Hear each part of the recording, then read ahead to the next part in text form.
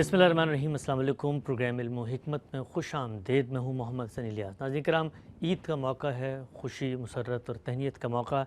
इस मौके पर हमारे प्रोग्राम और इसकी टीम की जानिब से भी, बिल्कुल गामी साहब की जानिब से भी तमाम आलम इस्लाम को ईद की बहुत मुबारकबाद हो।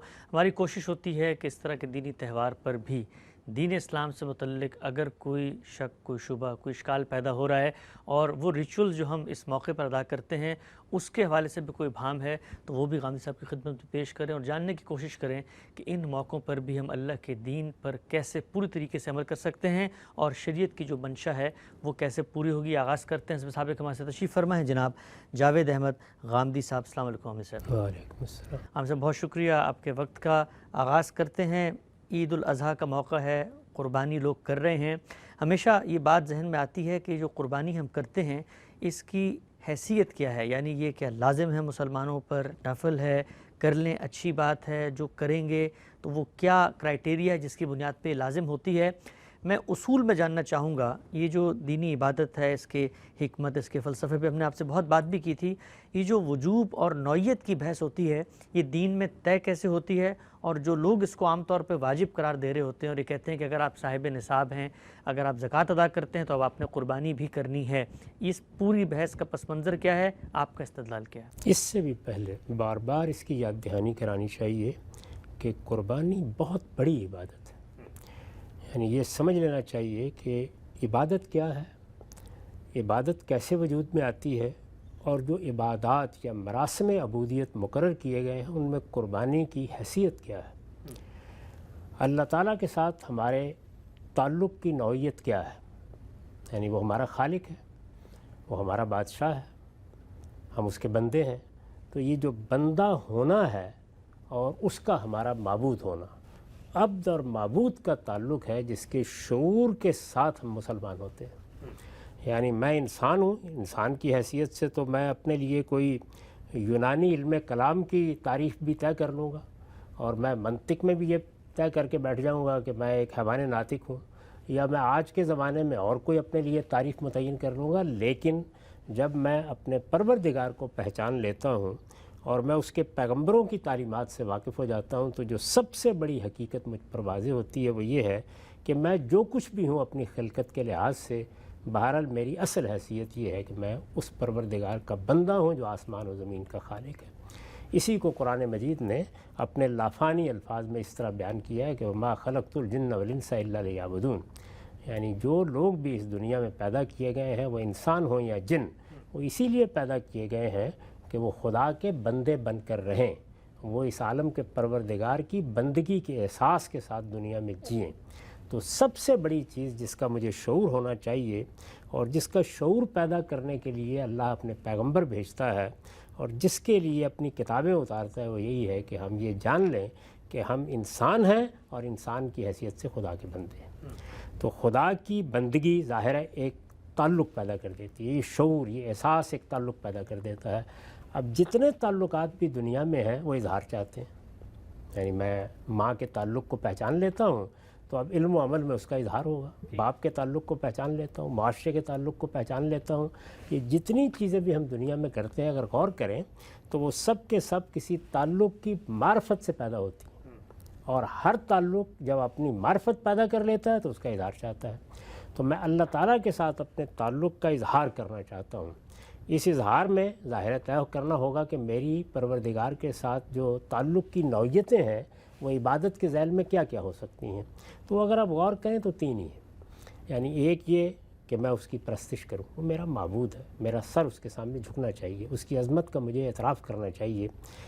इस मेरे एहसास का ज़हूर मेरी पाँचों नमाज़ों में होता है। शब व रोज़ जो मैं नमाज़ें पढ़ता हूँ उसमें मैं रकू करता हूँ, मैं सजदा करता हूँ, मैं मुनाजात करता हूँ, मैं दुआ करता हूँ। ये परस्तिश के आदाब है। तो मेरे ताल्लुक़ का यानी ये कि वो मेरा माबूद है और मुझे उसके सामने झुकना चाहिए, तो अब झुकने के आदाब मुकर्रर कर दिए गए हैं। ये एतराफ़ अज़मत है और जब एतराफ़ अज़मत है तो ज़ाहिर है कि एहसास बंदगी भी है और एहसास बंदगी फिर ये चाहता है कि मैं दुआ भी करूँ, मुनाजात भी करूँ, मदद भी मांगूँ और सिर्फ़ उसी से अपना ये ताल्लुक़ रखूँ। दूसरी चीज़ इताअत है, मेरा बादशाह है। यानी सिर्फ यही तो नहीं है कि उसने मुझे बना दिया और इस लिहाज से वो मेरा माबूद बन गया, वो मेरा बादशाह है, इस कायनात पे हुकूमत कर रहा है। یہی بات ہے جس کو قرآن مجید نے بار بار یاد دلایا ہے کہ وہ کوئی فلسفیانہ نوعیت کی شخصیت نہیں ہے کہ جو ایک مرتبہ اس کائنات کو تحریک دینے کے بعد اس سے غیر متعلق ہو گئی ہے، وہ ایک ایک میرے علم اور عمل کی نگرانی کر رہا ہے، ہر چیز کو دیکھ رہا ہے، اس کی بادشاہی اس زمین و آسمان پر قائم ہے۔ قرآن مجید اس کو کئی پہلوؤں سے بیان کرتا ہے، وسع کرسیہ السماوات والارض، زمین و آسمان پر اس کا تخت لگا ہوا ہے، اس کا عرش ہے، وہ اس کے اوپر متمکن ہے، وہ اس پوری کائنات پر حکومت کر رہا ہے۔ تو یہ تعبیریں کس لیے اختیار کی جاتی ہیں کہ وہ اس کائنات سے غیر متعلق نہیں ہے، وہ اس کی ایک ایک چیز کی نگرانی کر رہا ہے، بندے اس کے سامنے ہیں، ہمارے اعمال اس کے سامنے ہیں، اور یہ کائنات اس کے بنائے ہوئے نظم کے مطابق چلتی ہے، اور وہ جب چاہتا ہے اس پہ مداخلت ملک کرتا الناس بھی ہے، وہ ملک الناس بھی ہو، اس پوری کائنات کا بادشاہ ہے۔ ہم یہی بات کہتے ہیں نا کہ اعوذ برب الناس ملک الناس الہ الناس، تو یہاں جو سب سے پہلا تعلق پیدا ہوتا ہے وہ کیا ہے؟ ربوبیت کا، پھر اس کے بعد بادشاہی کا، اور اس کے بعد پھر معبود ہونے کا، پرستش کا تعلق۔ تو وہاں ترتیب یہ رکھی گئی ہے کہ ایک عام انسان جہاں سے تعلق کی ابتدا کرتا ہے اس کو بیان کر دیا ہے، لیکن اگر آپ اس ترتیب کو علم اور حکمت کے دائرے سے قائم کریں تو پھر سب سے پہلے پرستش ہوگی۔ تو دوسری چیز کیا ہے؟ اطاعت، بادشاہ ہے، اطاعت کے لیے جو عبادت مقرر کی گئی ہے وہ روزہ ہے، یعنی اس میں ہم مجسم اطاعت ہوتے ہیں، اپنی جبلتوں پر، ان جبلتوں پر جن کے اظہار پر علم و عقل کی روح سے کوئی پابندی نہیں لگنی چاہیے، ان پر بھی پابندی قبول کرتے ہیں اور محض اللہ کے حکم پر قبول کرتے ہیں، اس کے پیچھے کوئی فلسفیانہ داعیات نہیں ہوتے۔ پروردگار کا حکم ہے کہ فلاں وقت سے فلاں وقت تک تم کوئی ایک کھیل بھی اپنے منہ میں نہیں جانے دو گے، اور تم کسی حال میں بھی اپنی بیویوں سے کوئی تعلق قائم نہیں کرو گے۔ تو یہ ظاہر بات ہے کہ اللہ تعالیٰ کی اطاعت کو گویا اپنے پورے وجود پر طاری کر لینے کا عمل ہے، اس کو ہم روزہ کہتے ہیں، اس کو ہم صوم کہتے ہیں۔ یہ دوسری بڑی چیز ہے۔ تیسری بڑی چیز، یعنی ان سب سے بڑھ کر کیا ہے، وہ یہ کہ جب یہ احساس ہو گیا کہ ہم بندے ہیں، جب یہ اندازہ ہو گیا کہ اس کی عظمت بے پناہ ہے، جب یہ معلوم ہو گیا کہ اس کی حکمت بے پایاں ہے، وہ ہمارا رب ہے، پروردگار ہے، ہمارا بادشاہ ہے، ہم سب اس کے بندوں کی حیثیت رکھتے ہیں، اس کا حکم مانا جائے گا، جب یہ سب کچھ ہو گیا تو اب اس کے بعد اگر وہ کسی موقع پر ہم سے خود ہمارا تقاضا کر دے، یعنی مجھ سے میرا وجود مانگ لے، مجھ سے میرا مال مانگ لے، تو میں یہ سب کچھ کیا نظر کر دینے کے لیے تیار ہوں۔ تو اب میرا بادشاہ وہی، میرا معبود وہی، میری ساری زندگی اسی کے مرہون منت، میرا خالق وہی، مجھے جانا اسی کے پاس ہے، میری خلقت کی ایک ایک چیز اس کی نگرانی میں ہو رہی ہے، میرے لیے ربوبیت کا اہتمام اس نے کیا ہے، تو میں کیا فی الواقع یہ سوچ بھی سکتا ہوں کہ اگر وہ مجھ سے جان مانگے تو میں دریغ رکھوں گا، وہ مجھ سے مال مانگے تو مجھے دینے سے انکار کر دینا چاہیے، یا گریز و فرار کے راستے اختیار کرنے چاہیے۔ تو یہ جو آخری مرحلہ ہے، اسی وجہ سے آپ دیکھتے ہیں کہ ہمارے ہاں جب کوئی شخص اللہ کے لیے جان دے دیتا ہے تو شہادت کا مرتبہ حاصل کرتا ہے، اور پھر ہم یہ کہتے ہیں کہ اللہ تعالیٰ نے بشارت دی ہے کہ جو لوگ شہادت کے مرتبے پر فائز ہو جاتے ہیں وہ گویا اللہ تعالیٰ کے ہاں ہر لحاظ سے فائز المرام ہو جاتے ہیں، اور پھر ان کے بارے میں وہ سب چیزیں ہیں کہ ان کو مردہ نہ کہو، زندہ ہیں، ان کو اللہ کا رزق مل رہا ہے، ان پر اللہ کی نعمتیں آ رہی ہیں، گویا انہوں نے وہ آخری جگہ حاصل کر لی ہے جو کوئی بندہ اس دنیا میں حاصل کر سکتا ہے۔ نماز سے ابتدا کی تھی، نماز نے کیا کیا تھا؟ اعتراف عظمت کا اظہار، وہ ہم نے شروع کیا تھا، اللہ کو ہم یاد کرتے تھے، شب و روز یاد کرتے تھے، ہم اس سے آگے بڑھے اور سال میں ایک مرتبہ ہم نے مجسم اطاعت بن کے بھی دکھا دیا، لیکن اب وہ مرحلہ آ گیا کہ جان دینی ہے یا مال نظر کر دینا ہے، تو جان و مال کی نظر پیش کر دینا یہ آخری درجہ ہے اپنے پروردگار کے ساتھ تعلق کے اظہار کا۔ اب جان و مال کی نظر روز تو نہیں مانگی جاتی، یعنی کسی موقع کے اوپر ہو سکتا ہے وقت بھی آ جائے کہ جب اللہ کی راہ میں جان دینی پڑے، اللہ کی راہ میں مال دینا پڑے، تو جان و مال کی نظر پیش کر دینا، اپنے آپ کو خدا کے حوالے کر دینا، جو اسلام کی حقیقت ہے۔ اسلام کی حقیقت بھی یہی ہے، اسلام کے لفظ کے معنی یہی ہیں کہ اپنے آپ کو اپنے پروردگار کے سپرد کر دیا جائے۔ تو ظاہر ہے سپرد کر دیا جائے تو علم میں سپرد کر دیا، عمل میں سپرد کر دیا، یہاں تک کہ اس سے آگے بڑھ کر جان و مال بھی سپرد کرنے کے لیے تیار ہیں، دینے کے لیے تیار ہیں۔ یہ جو احساس ہے، یہ تعلق ہے، اس کی علامت، اس کا سمبولک ایکسپریشن آخری درجے میں حج میں ہوا ہے۔ حج کیا ہے؟ نظر کی تمثیل ہے، یعنی میں لبیک اللہم لبیک کہتے ہوئے وہاں حاضر ہوتا ہوں، اور پھر حج کی عبادت میں گویا یہ سارا احساس، مجھے اپنا آپ نظر کر دینا ہے، یہ ایک تمثیل میں ڈھل جاتا ہے، اس وقت حج چونکہ ہمارا موضوع نہیں ہے تو میں اس کو وہیں چھوڑتا ہوں. حج کے لیے سال میں کچھ دن مقرر ہیں، وہ ان دنوں میں ہو سکتا ہے. اس کے لیے استطاعت بھی چاہیے. استطاعت بھی کئی طرح کی چاہیے.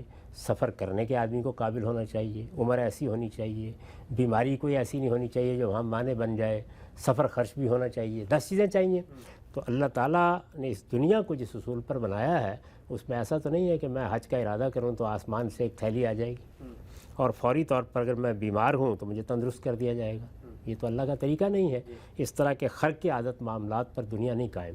تو اس وجہ سے پھر لوگوں کے رعایت سے اللہ تعالیٰ نے، اللہ کے پیغمبروں نے اس میں پھر دوسری عبادات نیچے مقرر کی ہیں جن کا مقصد وہی ہے، جن میں وہی نظر کی تمثیل ہے، لیکن وہ ایک صعودی اور نزولی ترتیب سے، یعنی نیچے سے دیکھیں تو صعود ہو رہا ہے، اوپر سے دیکھیں تو نزول ہو رہا ہے. تو ان کو آپ دیکھیے. یعنی میرے پاس حج کی استطاعت نہیں تھی یا میں حج کا تحمل نہیں کر سکتا تھا، میں 5 دن کی مشقت نہیں اٹھا، کوئی بھی وجہ ہو گئی، تو پھر کیا ہے، پھر چند گھنٹوں کا عمرہ پورے سال میں کبھی بھی جب چاہے کر لو. یعنی اس پر تو کوئی پابندی بھی نہیں ہے، نہ اس میں وقت کی پابندی ہے نہ دنوں کی پابندی ہے. جب میرے لیے ممکن ہو میں چلا جاؤں اور میں عمرہ کر لوں. اور یہ آپ کے علم میں ہے کہ عمرے میں ہم قربانی بھی کرتے ہیں جس طرح حج میں. ہمارے ہاں عام طور پر یہ قربانی ختم ہو گئی ہے، لیکن ہر آدمی کو معلوم ہونا چاہیے کہ رسول اللہ صلی اللہ علیہ وسلم جب عمرے کے لیے گئے تھے تو اس موقع پر حدیبیہ کا معاہدہ ہوا تھا اور عمرہ نہیں کرنے دیا گیا تھا، تو قربانی کے اونٹ تھے ساتھ، تو قربانی اس میں بھی کی جاتی ہے، اس کے مناسک میں بھی شامل ہے، لازم نہیں کی گئی. وہاں کی حج میں بھی قربانی لازم نہیں کی گئی. یہ جو قربانی ابھی کی جاتی ہے یہ اصل میں حج تمتع کی قربانی، جرمانے کی قربانی، یعنی یہ اس بات کی قربانی ہے کہ چونکہ میں نے ایک سفر میں حج اور عمرے کو جمع کیا ہے، اس طرح ایک رعایت سے فائدہ اٹھایا ہے، تو اب یا مجھے ایک قربانی کرنی ہوگی یا مجھے 10 روزے رکھنے ہوں گے. وہ یہ بات ہے جو قرآن میں بیان ہو گئی. تو میں عرض کر رہا ہوں کہ اس میں نظر کی عبادت کا کلمینیشن تو حج ہے. اس سے نیچے کیوں آئے ہم؟ اس لیے کہ استطاعت کا مسئلہ پیدا ہو گیا، تو عمرہ ہے. اس کے بعد ایسے لوگ بھی ہو سکتے ہیں کہ جو یہ سفر عمرے کا بھی نہیں کر سکتے، ان کے یہ بھی حالات نہیں. اس وقت بھی کروڑوں کی تعداد میں لوگ ہوں گے، آپ پوچھ کے دیکھیں، ہمت ہی نہیں رکھتے جا سکیں. اور میں نے عرض کیا کہ اس میں مجبوری کوئی بھی ہو سکتی ہے، یعنی جسم کی مجبوری، صحت کی مجبوری، مال کی مجبوری، سفر کی 10 چیزیں ہو سکتی ہیں. تو ان سب لوگوں کے لیے رسالت مآب صلی اللہ علیہ وسلم نے یہ قربانی کی عبادت جاری کر دی. اب قربانی کی عبادت جاری کی ہے تو اس کے ساتھ پھر نیچے ایک اور چیز کو بھی ملحق کر دیا ہے، اور وہ یہ کہ جیسے ہی یکم ذوالحج ہو تو ہم اپنے بال نہیں کاٹیں گے، ہم اپنے ناخن نہیں تراشیں گے. یہ پابندی عائد کر لیں گے اپنے اوپر، بالکل اسی طرح جس طرح کہ احرام میں کی جاتی ہے. تو اس طرح 10 دن تک ایک یوں سمجھ لیجئے کہ وہی نظر کی عبادت کی کیفیت ہے جس میں ہم جئیں گے، اور پھر جس دن وہ دن آئے گا تو اس دن ہم ایک جانور بھی قربان کر دیں گے. رسالت مآب صلی اللہ علیہ وسلم سے جب پوچھا گیا کہ اگر جانور کی استطاعت بھی نہ ہو، یہ آپ جانتے ہیں کہ آپ نے فرمایا کہ بس پھر جو پہلے کام ہے وہی کر لو.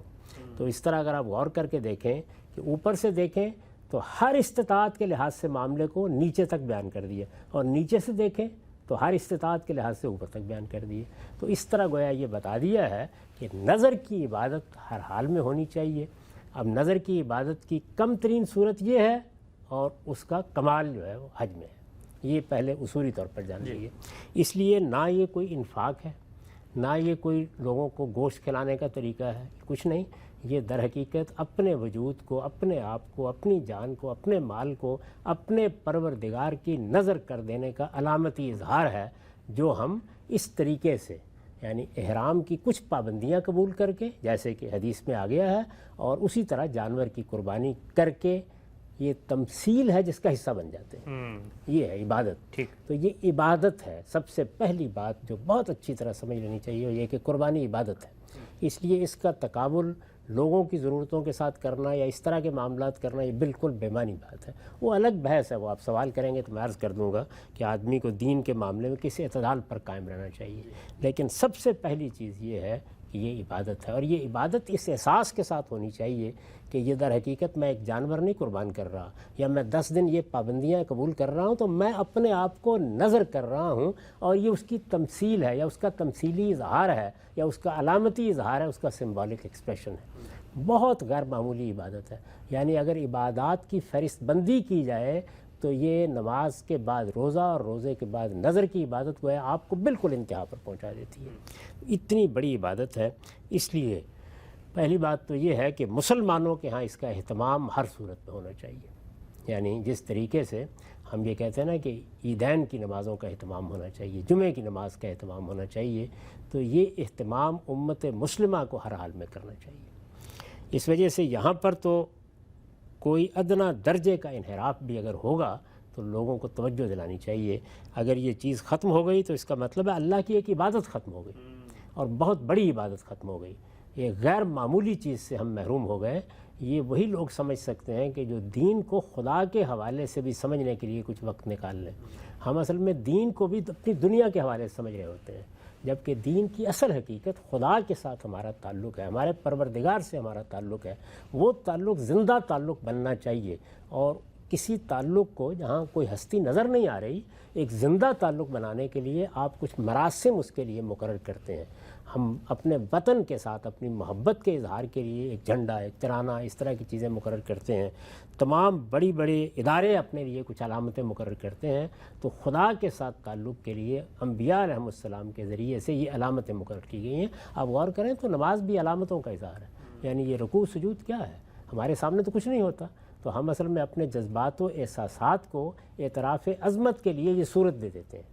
یہ ہمارا جھک جانا، ہمارا اپنی پیشانی زمین پر رکھ دینا، دعا کرنا، مناجات کرنا، ادب کے ساتھ کھڑے ہو جانا، دو زانو بیٹھ جانا، اس طرح اپنی عرضداشت پیش کرنا، یہ وہی علامتی اظہار ہے۔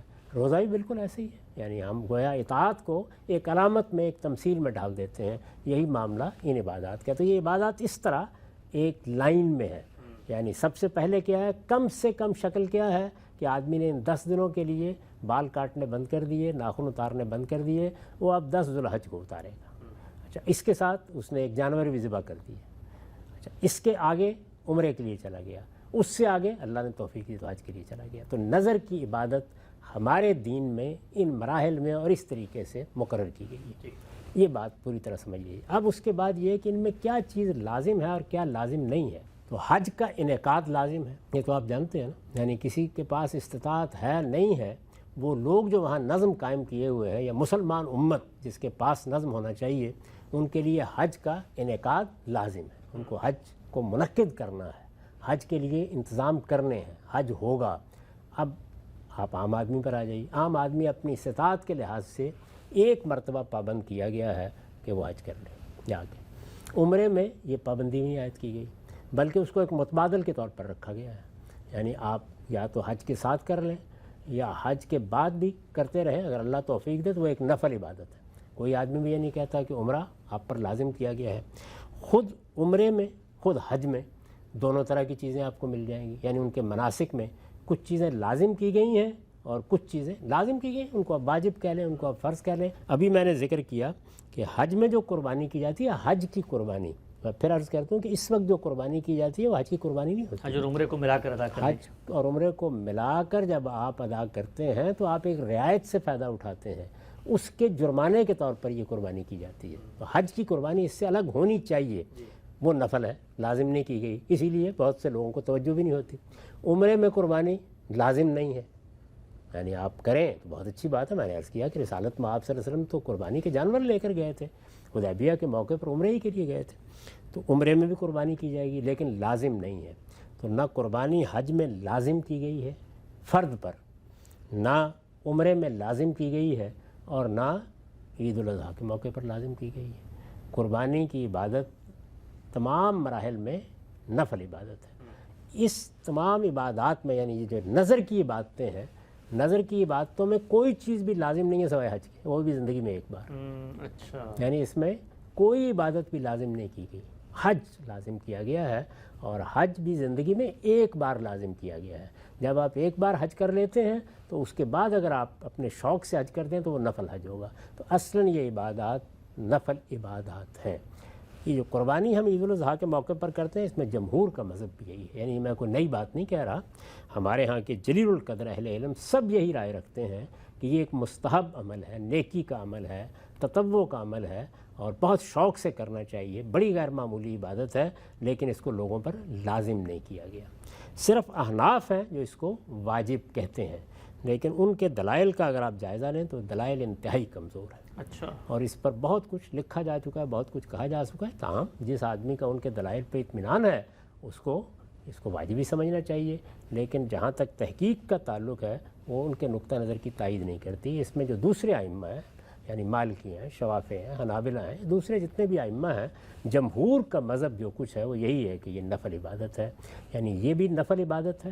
یہ جو میں نے ابھی آپ کی خدمت میں عرض کیا کہ یکم ذوالحج سے آدمی کچھ پابندیاں عائد کرے اپنے اوپر، وہ بھی نفل عبادت ہے، عمرہ بھی نفل عبادت ہے، اور حج جب آپ ایک بار کر لیتے ہیں تو اس کے بعد وہ بھی نفل عبادت ہے۔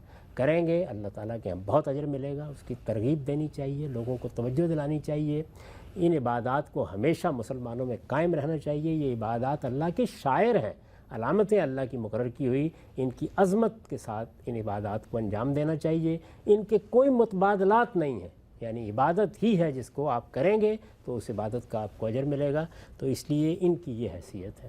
کوئی چیز اس وقت تک لازم نہیں ہوتی فرد پر جب کہ پیغمبر صلی اللہ علیہ وسلم یا تو اس کو اجماع اور تواتر سے لزوم کے ساتھ منتقل کریں، اور یا قرآن مجید اس کو آپ پر فرض اور واجب قرار دے۔ ان دو ذرائع کے سوا جس چیز کے بارے میں بھی کوئی بات کی جائے گی وہ کبھی واجب کوئی فرض نہیں ہوتا، وہ سب کی سب چیزیں مشروع ہوں گی، اس سے آگے بڑھ کر مستحب ہو جائیں گی۔ استحباب موقت بھی ہوتا ہے اور بعض اوقات اس کی بہت ترغیب بھی دی جاتی ہے۔ ٹھیک ہے، بہت ہی تفصیل سے سبحان اللہ آپ نے یہ بتایا کہ یہ جو پورا کا پورا تصور ہے قربانی کا، اس کا پس منظر کیا ہے، حکمت کیا ہے، کیا چیز ہے، وہ کیا شخصیت ہے جو اللہ تعالیٰ سے بات کے ذریعے ایک بندہ مومن میں پیدا کرنا چاہتے ہیں۔ چند ضمنی اشکالات میں پیش کرتا ہوں کہ کر کے تاکہ آپ کی بات کی مزید توضیح ہو۔ آج کل ہم نے دیکھا سوشل میڈیا پر ایک واقعہ بڑا گردش کر رہا ہے، اور وہ واقعہ یہ ہے کہ ایک صاحب نے کہا جی میں نے قربانی کا ارادہ کیا، تو میں نے کہا میں اپنے دوست کو لے کے منڈی جاتا ہوں، وہ بڑا ماہر ہے جانوروں کو دیکھنے کا، پہچاننے کا۔ تو دوست کے گھر پہ گیا تو وہاں معلوم ہوا گرمی میں بچے بلک رہے ہیں اور پسینے سے شرابور بیٹھے ہوئے ہیں۔ تو کہتا ہے کہ میں نے کہا بھئی یہ میں جا کر قربانی کر رہا ہوں تو اس سے تو بہتر ہے ایک جنریٹر لے کے میں ان کو دے دوں۔ تو بظاہر یہ کہانی سننے کے بعد عقل، علم، شعور، اخلاق، حساسیت، انسانیت سب کچھ یہ کہتی ہے کہ بھئی اگر کوئی ضرورت پیدا ہوئی ہے تو قربانی کو مؤخر کرو اور یہ چیزیں پوری کرو۔ تو ہمارے ہاں تو یہ جو ضرورت ایک گھر میں پیدا ہوئی ہے، معاشرے کی سطح پر، قوم کی سطح پر اس وقت ہم دیکھتے ہیں انفلیشن ہے، جتنی مہنگائی ہے، پیٹرول کی چیزیں ہیں، تو پھر تو عقل یہ کہتی ہے کہ سارے لوگ بجائے قربانی کرنے کے لوگوں کو جنریٹر، دودھ، پانی یہی لے کے دے دیں۔ جہاں تک قومی سطح پر فیصلے کرنے کا تعلق ہے تو وہ میں اور آپ نہیں کرتے۔ قومی سطح پر اگر کوئی فیصلے کرنے ہیں تو وہ جو مسلمانوں کا اجتماعی نظم ہے وہ کرے گا۔ یعنی اگر وہ سمجھتا ہے کہ کسی موقع پر ایسی آفت آ گئی ہے کہ جس میں ہمیں ایک نفل عبادت کی بجائے لوگوں کے منہ میں لقمہ ڈالنا ہے، وہ فیصلہ کر لے گا اس بات کا، اور اس کی گنجائش ہے۔ اس صورت میں کیا ہوگا؟ اس صورت میں یہ ہوگا پھر ہم قومی سطح پر یعنی ہمارے حکمران دارالحکومت میں قربانیاں کر دیں گے۔ اچھا، اس میں وہ چند قربانیاں بھی پوری قوم کی طرف سے کفایت کر جائیں گی۔ اللہ سے ہم یہ کہیں گے، اللہ کے حضور میں یہ کہیں گے کہ اس وقت ایک آفت ہے، ایک مصیبت ہے، لوگوں کے اوپر ایک افتاد پڑی ہوئی ہے، وہ اس قابل نہیں تھے، یا کوئی اور مسئلہ پیدا ہو گیا تو اس کی نوعیت پھر یہ ہوگی۔ ظاہر ہے کہ تمام عبادات میں یہ چیز ملحوظ رکھی گئی ہے کہ اگر ان میں کوئی مشقت پیدا ہو جاتی ہے، لوگوں کے لیے ان کو ادا کرنا ناممکن ہو جاتا ہے، یہ تو حرام حلال میں بھی رکھا گیا ہے کہ اس میں اضطرار پیدا ہو گیا، تو اس کا طریقہ یہ ہوگا۔ جہاں تک فرد کا تعلق ہے تو اس کا یہ کام نہیں ہے کہ وہ ساری دنیا کے معاملات کو سامنے رکھ کے رائے قائم کرے، اس کو اپنے گرد و پیش میں رائے قائم کرنی ہوتی ہے۔ اور اگر آپ نے اس طرح کا کوئی واقعہ پڑھا ہے تو میرے خیال میں اس موقع کے اوپر ان کو حق حاصل تھا کہ وہ ضرورت کا لحاظ کر کے اگر ان کی مدد کرنا چاہتے ہیں تو کر دیں۔ یعنی اس میں دونوں چیزیں نہیں ہونی چاہیے، یہ چیز بھی نہیں ہونی چاہیے کہ یہ عبادت تو کوئی اہمیت نہیں رکھتی، عبادت بہت بڑی اہمیت رکھتی ہے، وہ نظر کی عبادت ہے، بہت بڑی عبادت ہے، اور یہ چیز بھی اپنی جگہ ہمیشہ ملحوظ رہنی چاہیے کہ ہم ایک عبادت کرنے کے لیے جا رہے تھے، ادھر ایک بندے کے لیے ایک ایسی ضرورت سامنے آ گئی، وہ میرے بھائی کے لیے آ سکتی ہے، عزیز کے لیے آ سکتی ہے، ہمسائے کے لیے آ سکتی ہے، اس موقع کے اوپر پھر انسانی ضرورتوں کو ترجیح دی جاتی ہے۔ تو انسانی ضرورت ہمارے سامنے آ گئی، ہمارے گرد و پیش میں آ گئی، ہمارے ماحول میں آ گئی، ہمارے تعلقات میں آ گئی، اس کو ترجیح ملے گی، ہر حال میں ملے گی۔ وہ انسانی ضرورت اگر فرض کے درجے کی ہے تو اس درجے میں ترجیح ملے گی، اگر وہ استحباب موقت کے درجے کی ہے تو اس درجے میں ترجیح ہوگی۔ تو یہ بالکل ایک انفرادی فیصلے ہوتے ہیں، ان کو اس طرح موضوع نہیں بنانا چاہیے۔ البتہ اس موقع کے اوپر بھی ہر شخص کو توجہ دلانی چاہیے کہ قربانی ایک بہت بڑی عبادت ہے اور عبادت کا کوئی متبادل نہیں ہوتا۔ ٹھیک. اچھا ہم سے بتائیے گا کہ ہم پورا سال باقی کاموں میں یعنی غربت، انفلیشن، یہ مہنگائی، یہ سب کچھ ہوتا ہے، لیکن شادیاں بھی اسی طرح ہو رہی ہیں، شادی ہال بھرے ہوئے ہیں، ہم 14 اگست بھی مناتے ہیں، 23 مارچ کی پریڈ بھی ہوتی ہے، اسی طریقے سے باقی جتنی رسومات ہیں، دن ہیں، تہوار ہیں، Father's Day, Mother's Day, Valentine Day, پھول، یہ سب کروڑوں اربوں روپے لگ رہے ہوتے ہیں، لیکن اس کی کیا وجہ ہے کہ یہ دین کے موقع پر آ کر یہ ساری کی ساری غربت اور حساسیت اور عوام کا یہ احساس جو ہے وہ سینوں میں جاگ جاتا ہے؟ اس کی وجہ میں کئی مرتبہ عرض کر چکا ہوں، اصل میں خدا کے ساتھ تعلق ہم زندہ تعلق کے طور پر دیکھ ہی نہیں رہے ہوتے. یعنی ہمارا یہ مسئلہ بن چکا ہوا ہے کہ ہم چونکہ توارث میں اسلام کو حاصل کر چکے ہیں، ہمارے والدین مسلمان تھے، ہم بھی مسلمان ہو گئے، اسلام یا دین ہمارا شعوری احساس نہیں بنا. اور پچھلے اس کوئی 100-150 سال میں بہت سے ایسے مفکرین پیدا ہوئے ہیں جنہوں نے مذہب کو بھی دنیوی مسئلے کے حل کے طور پر پیش کیا ہے. تو اس سے ایک عمومی رجحان یہ بن گیا ہے، اور اس طرح کی عبادات کی کوئی اہمیت نہیں ہوتی. بھائی یہ بحث تو پھر ہر چیز کے بارے میں شروع ہو جائے گی. وہ 5-10 منٹ جو آپ اللہ کی بارگاہ میں حاضر ہوتے ہیں اس کے بارے میں بھی ہو جائے گی. روزہ آپ رکھتے ہیں تو اس میں بھی آپ جانتے ہیں کہ طاقت انتہائی کم ہو جاتی ہے، اس کا اثر آپ کے کام کے اوپر بھی پڑتا ہے. تو اصل چیز یہ ہے کہ میرے پروردگار کے ساتھ بھی ایک تعلق ہے.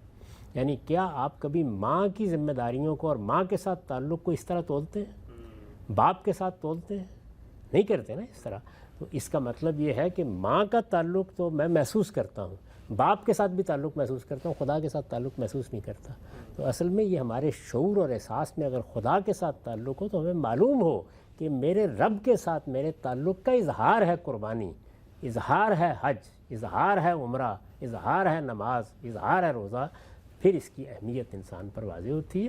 تو اس طرح کے کسی اقدام میں جس کا آپ نے حوالہ دیا ہے، یہ خیال کبھی نہیں کرنا چاہیے کہ قربانی بس کر لی نہیں. قربانی کا اہتمام ہونا چاہیے، یعنی قومی سطح پر اہتمام ہونا چاہیے، لوگوں کو بھی کرنا چاہیے، جس کے پاس استطاعت ہے ضرور کریں، لیکن یہ فرد پر لازم نہیں کی گئی. یہ نفل عبادت ہے، آپ کرنا چاہتے ہیں کریں. آپ محسوس کرتے ہیں کہ یہ مشکل ہوگا یا اس میں کوئی مشقت ہے یا معاشرے کے حالات یا میرے خاندان کے حالات ہیں، خاندان کی طرف سے کر لیں، خاندان کا سربراہ کر دیں. اور اگر نوبت وہاں تک آ گئی ہے جو آپ نے کہا ہے تو قومی سطح پر مسلمانوں کے حکمران کریں اور پوری قوم اپنے احساس کے ساتھ اس میں شریک ہو جائے. ٹھیک. اگر ہم سے بتائیے گا یہ جو پورا فلسفہ ہے، بظاہر جب ہم دیکھتے ہیں معاشرے میں قربانی کے بعد تو اصل میں گوشت حاصل ہوتا ہے، کلیجی پکری ہے، باربیکیو ہو رہا ہے، عید کا موقع، خوشی مسرت تہنیت کا موقع ہوتا ہے، تو پھر مثلا اگر یہ پس منظر رکھ کے ہم جائیں گے تو پھر تو وہ گوشت میرے لیے کوئی اس طریقے سے خوشی کا موقع تو نہیں بنے گا کہ بعد میں پارٹی ہو رہی ہے. یہ تو ایک پورا عبادت کا تصور، عبادت تو سنجیدگی، متانت، شعوری احساس اس میں ہوتی ہے. تو اس کا مطلب یہ جو کچھ پھر پوسٹ قربانی ہمارے ریچولز ہوتے ہیں یہ بھی پھر اس طرح قائم نہیں رہیں گے. نہیں، کیوں قائم نہیں رہیں گے؟ یعنی میں صبح اٹھ کر میں نے تکبیریں بلند کی، میں نے اپنے پروردگار کے ساتھ اپنے تعلق کا لفظوں میں اظہار کیا. اللہ اکبر، اللہ اکبر، لا الہ الا اللہ واللہ اکبر. کیا خوبصورت چیز ہے یہ. میں بلند کرتے ہوئے عیدگاہ میں گیا، وہاں جا کے میں نے نماز پڑھی، اپنا رب کے سامنے اپنا سر رکھ دیا، وہاں میں نے خطبہ سنا. اس کے بعد میں نے آ کے قربانی کی. یہاں تک میں عبادت میں تھا. اب جیسے ہی وہ عبادت کا کام مکمل ہو گیا تو میں دنیا میں ہوں. یعنی اب میں اپنے پروردگار کی عبادت سے فارغ ہوا ہوں تو اب میرا رخ لوگوں کی جانب ہوگا. تو عید ایک تہوار بھی ہے، ہم خوشی بھی کریں گے، ہم اس کا گوشت بھی کھائیں گے، ہم دعوت بھی کریں گے، سب کام کریں گے. یہی چیز ہے جو ہمارے دین میں رکھی گئی ہے. جب ہم عبادت میں تھے تو وہاں دنیا کا کوئی شائبہ ہم اپنے قریب نہیں آنے دیں گے، اور جب اللہ کی بارگاہ سے واپس آئیں گے تو اس کے بعد بہرحال اللہ کے ہمیں حق دیا ہے اس بات کا کہ ہم ملیں بھی، ملائیں بھی، ہم دعوتیں بھی کریں، ہم بیٹھیں بھی. ہمارے لیے سب زینت کی چیزیں حلال کی گئی ہیں، اور ہمارا پروردگار ان سب چیزوں کے معاملے میں جب ہمیں اجازت ہی نہیں دیتا بلکہ اس کی تحسین کرتا ہے تو اس پر کوئی نکیر کرنے کا کیا سوال. ٹھیک. اچھا ہم سے جو پچھلی اقوام تھی، کہا جاتا ہے کہ ان کے ہاں تو یہ جو قربانی کا جانور تھا، اس کا گوشت تھا، اس کو کھانے کی بھی اجازت نہیں تھی، اور پھر یہ اللہ تعالیٰ کی رحمت ہوئی کہ پھر ہمارے ہاں یہ معاملہ اس طرح سے ذرا کھولا اور کھا پی بھی سکتے ہیں. تو اس سے تو اس کی بھی نفی ہوتی ہے کہ پہلے تو کھانے پینے یعنی گوشت کی جو افادیت غربا کے لیے بتائی جاتی ہے پہلے اس کو بھی دینے کی ممانعت ہوتی ہے. نہیں، ایسا نہیں ہے، وہ ممانعت کا سوال نہیں ہے. بعض قربانیاں ایسی تھیں جن کو سوختنی قربانیاں کہتی ہیں، ان کی نوعیت بالکل الگ تھی.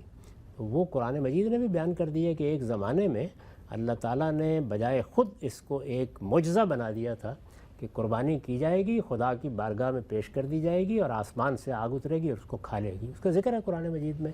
تو اس روایت کے لیے پھر سوختنی قربانی کا ایک طریقہ بنی اسرائیل کے یہاں ہوا، وہ الگ قربانی ہے۔ اچھا، بہت سی قربانی ہیں جن کے بارے میں آپ بائبل میں بھی دیکھیں تو ان کا گوشت بھی کھایا جاتا ہے، سب چیزیں ہوتی ہیں۔ تو ایسا نہیں ہے کہ یہ کوئی ممنوع تھا، گوشت بھی آپ کھائیں، لوگوں کو بھی لیں، اس میں شریک بھی کریں۔ حج میں بھی بالکل یہی ہے، حج میں قربانی کی جاتی ہے، اس کا گوشت بھی کھایا جاتا ہے۔ یعنی جب تک آپ جانور کے گلے پر چھری پھیر رہے تھے تو آپ عبادت میں تھے، جیسے ہی وہ جانور ذبح ہو گیا اب اس کا گوشت ہے تو آپ دنیا میں آ گئے۔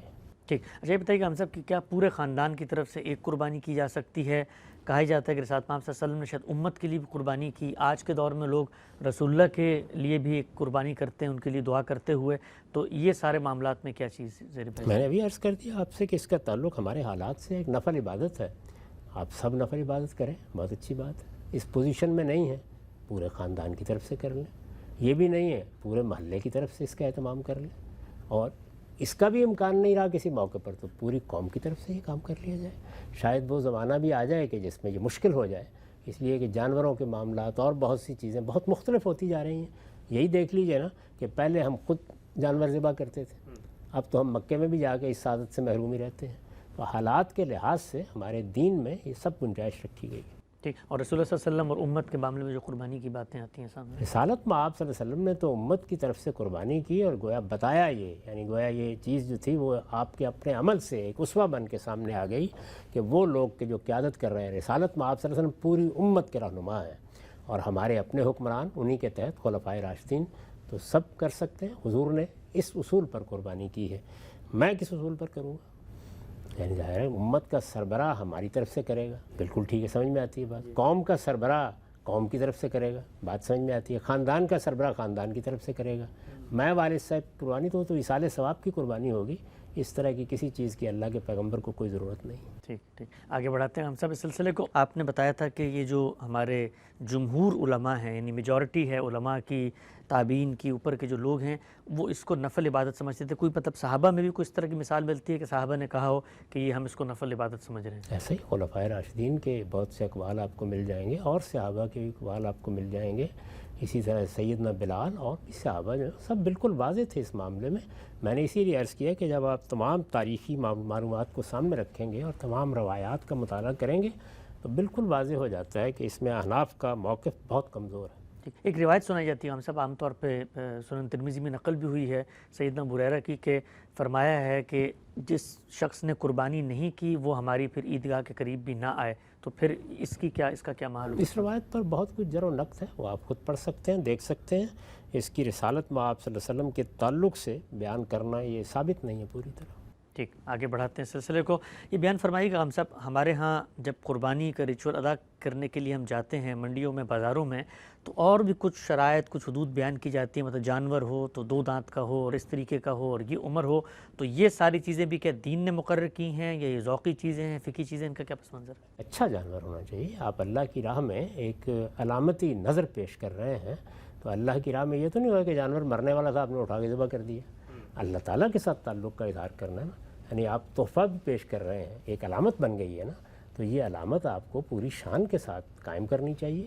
یہ بات ہے جو کہی گئی۔ اب یہ کہ اس کے لیے کیا ہونا چاہیے، تو رسالت میں آپ صلی اللہ علیہ وسلم میں اچھا جانور کیا ہوتا ہے بعض موقعوں پر اس کو بیان کر دیا ہے، تو اس کی روشنی میں ہم فیصلہ کرتے ہیں، اس پہ کوئی اعتراض کی گنجائش نہیں۔ جانور اچھا ہی ہونا چاہیے جب اللہ کی راہ میں قربان کیا جائے۔ ٹھیک ہے شاہ صاحب، آپ خود قربانی کرتے ہیں کیا؟ کب سے قربانی کر رہے ہیں؟ پہلی قربانی کب کی؟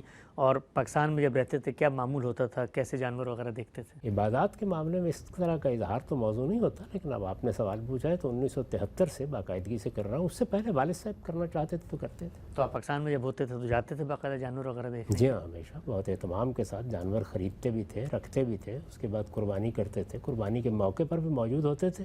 پھر اس کے بعد حالات ایسے ہو گئے کہ اب بیٹوں کو کہہ دیتا ہوں وہ کر دیتے ہیں پاکستان میں۔ ٹھیک، اچھا ہم سے یہ بتائیے گا کہ ہمارے ہاں قربانی، یہ پس منظر، عید، تہوار، یہ سب تو بڑی ظاہری بات ہے، اچھی محمود چیزیں ہیں، لیکن قربانی کے بعد جو ماحول سامنے آتا ہے ہمارے ہاں، کئی دن تک شہروں میں، گلیوں میں چلنا مشکل ہو جاتا ہے، ایک تعفن اٹھ رہا ہوتا ہے، تو اب مذہب پاکیزگی کا درس دیتا ہے، تزکیے کی بات کرتا ہے، ایک ماحول بھی اس سے پیدا ہوتا ہے، لیکن یہ سب ریچول ادا کرنے کے بعد جو صورت بنتی ہے سامنے، اس سے تو ایک جس کو آپ کہتے ہیں سلیم الفطرت آدمی کے لیے پورا کا جو پس منظر ہے وہی تعفن زدہ ہو جاتا ہے. تو اس کا پھر کیا حل ہے, کیا کرنا چاہیے؟ اس میں ریاست کی بھی ذمہ داری ہے, قربانی کرنے والوں کی بھی ذمہ داری ہے, چونکہ ان کو لگتا ہے دین کا تقاضا تو یہ ہے کہ چھری پھیریں, وہ خون چاہے اگلے کے گھر کے سامنے سے گزر جائے, ہماری قربانی ہو گئی. اس معاملے میں تو ہم بڑی ناشائستہ قوم بن چکے ہیں بدقسمتی سے. یعنی یہ صرف قربانی کے معاملے میں نہیں ہے.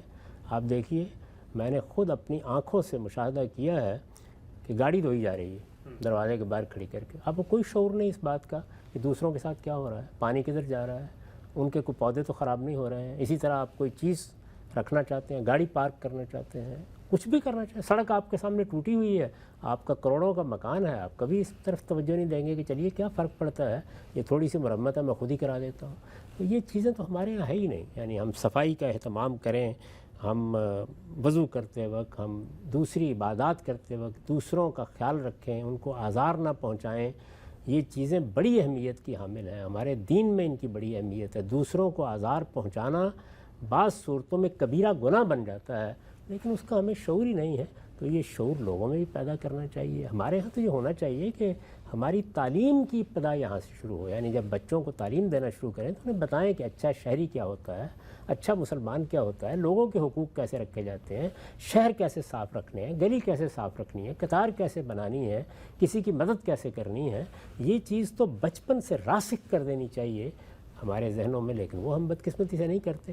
اس کے بعد بڑے ہوتے ہیں تو وہاں پر بھی بالکل بے پرواہی کے ساتھ یہ سب معاملات کرتے ہیں. اور ریاستیں بھی اس طرح کی چیزوں کے بارے میں, چونکہ قومی سطح پر یہی حال ہے کہ ہم جو چیز چاہیں گے اٹھا دیں. کہ آپ ذرا دیکھیے ہمارے جو تفریحی مقامات ہیں ان پر جانا مشکل ہو جاتا ہے. مجھے یاد ہے میں جب آج سے کوئی 50 سال پہلے جھیل سیف الملوک پر گیا تھا تو کچھ دیر کے لیے بالکل مبہوت کھڑا رہ گیا تھا اس کی خوبصورتی دیکھ کے. لیکن اب لوگوں سے پوچھیے, وہ بتاتے ہیں آپ کو کہ وہاں کیا صورتحال لوگوں نے بنا رکھی ہوئی ہے. تو اس چیز کا ہمارا قومی شعور انتہائی پست ہے. تو سڑک پر جاتے ہوئے, راستہ چلتے ہوئے کچھ پئیں گے, کھائیں گے, سڑک کے اوپر پھینک دیں گے, گاڑی کا شیشہ کھولیں گے, اس سے باہر پھینک دیں گے. ہم تو بعض اوقات اگر آپ محلوں میں جائیں تو آپ اپنے سارے گھر کا گرد و غبار کوڑا کرکٹ اٹھائیں گے اور اپنی کھڑکی سے نیچے پھینک دیں گے, بے شک کسی کے سر کے اوپر پڑ رہا ہو. تو اس معاملے میں تو ہماری ناشائستگی بالکل ایک ضرب المثل بن چکی ہے. اس کے لیے مجھے بھی جدوجہد کرنی چاہیے, آپ کو بھی کرنی چاہیے, اس کے لیے میڈیا کو بھی کرنی چاہیے, لوگوں کو بہت تعلیم دینی چاہیے اور اس بات کا اہتمام کرنا چاہیے کہ ہماری عبادات خوبصورتی اور حسن کے ساتھ انجام پائیں. ٹھیک. اچھا ہم نے دیکھا تھا ملیشیا میں, ہم رہے وہاں 10 سال آپ کے ساتھ, تو وہاں پر تو حکومت نے پابندی لگا دی ہے کہ آپ گھر کے اندر گھر کے باہر یہ کام کر ہی نہیں سکتے. قربانی کرنی ہے تو جانور کو لے کے جائیں, ایک علاقہ مقرر کیا ہے, وہاں پر وہ مسجد کا احاطہ بھی ہو سکتا ہے, کوئی سرکار کی جگہ بھی ہو سکتی ہے, وہاں طریقے سے معاملات ہوں گے. اور اس کے بعد تو کیا ہمارے ملک پاکستان میں بھی اس طرح کی کوئی پابندی ریاست لگائے تو اس کو حق حاصل ہے؟ اس کو بالکل حق حاصل ہے. ہر چیز کو منظم کرنا, جس طرح کہ سعودی حکومت ہے تو حج کے معاملات کو منظم کرتی ہے, انہوں نے بھی وہاں پابندی لگائی ہوئی ہے. یعنی آپ کے پاس اس کا کوئی راستہ نہیں ہے کہ آپ جائیں اور جا کے حرم میں قربانی کرنا شروع کر دیں یا یہاں سے کوئی جانور پکڑیں. اس کے لیے بھی ایک نظم بنایا گیا ہے, وہ نظم وہاں بھی بنانا بالکل جائز ہے. اسی طرح سے امارات میں بھی ایسے ہی منظم کر دیا گیا ہے. وہاں ملیشیا میں بہت اچھا نظام تھا. میرے علم کی حد تک ترکی میں بھی, دیہاتی علاقوں کے بارے میں تو نہیں معلوم, اسی طرح کا نظم ہے. ہمارے یہاں بھی ہونا چاہیے, اس میں کوئی شک نہیں ہے. یہ ایک علامتی اظہار ہے, پورے احساس کے ساتھ ہم شریک ہوں, لیکن یہ کہ ہمارے شہر صاف ستھرے رہیں, ہمارے گھر صاف ستھرے رہیں, اس کو ایک منظم طریقے سے انجام دیا جائے, یہ سب مسلمانوں کی ذمہ داری ہے. ٹھیک. آخری سوال خان صاحب آج کی نشست کا, ہم دیکھتے ہیں ہمارے پڑوسی ملک ہندوستان میں بڑی تعداد میں مسلمان, کروڑوں کی تعداد میں آباد ہیں, قربانی کرنا چاہتے ہیں, لیکن گائے کا ایک مقدس تصور ہے جو وہاں کی اکثریتی جو عوام ہے اس میں ہندوؤں میں رائج ہے. تو اس موقع پر حکمت تدبیر کیا کہتی ہے کہ وہ قربانی بھی کریں اور کیسے کریں کہ پھر ان کی دل آزاری بھی نہ ہو؟ اس کا دل آزاری سے کوئی تعلق نہیں ہے, یہ بالکل بےمانی باتیں ہیں. یہ کہ جس وقت کوئی آدمی بتوں کی پرستش کرتا ہے تو میری دل آزاری ہونی چاہیے, نہیں, مجھے اس سے اختلاف ہے, بس اس معاملے کو یہی رہنا چاہیے. تو یہ جو میرے عقائد ہیں, میرا نظریہ ہے, اس پر مجھے عمل کرنے کا حق ہے. آپ کا عقائد ہے, آپ کا نظریہ ہے, آپ کو عمل کرنے کا حق ہے. اس بات پر دنیا آ جائے گی, یعنی زیادہ وقت نہیں لگے گا, آ جائے گی. ابھی نہیں آئی. جب ابھی نہیں آئی تو پھر ظاہر بات ہے کہ ہم یہ کہہ کے کہ آپ یہ قربانی کریں اور اس کے بعد لوگوں کی جان کو خطرے میں ڈال دیں, ایسا نہیں کرنا چاہیے. تو لوگ احتیاط کریں اور اس بات کا لحاظ کریں کہ کوئی دوسرا جانور ذبح کر کے آپ اپنے پروردگار کے حضور میں یہ چیز پیش کر سکتے ہیں. اور بہت سے علاقے ہندوستان میں بھی ہیں جہاں اس طرح کا تشدد نہیں ہے، مسلمانوں کی اکثریت ہے، وہاں جا کے قربانی کر سکتے ہیں۔ ایسا پروگرام کا ہمارا وقت یہاں پہ ختم ہوتا ہے۔ ناظرین، عید کے حوالے سے خصوصی پروگرام تھا۔ ہم نے غامدی صاحب سے یہ جاننے کی کوشش کی کہ اس دن کی اہمیت اور بالخصوص قربانی جو ہم کرتے ہیں اس کی حکمت فلسفہ کیا ہے، اسی طریقے سے اس کے وجوب کی جو بحث ہوتی ہے اس کی حقیقت کیا ہے۔ اس اپنائیت کے ساتھ کہ آپ تمام لوگوں کی عید اچھی گزرے، مبارک ہو۔ اجازت دیجیے، اللہ حافظ۔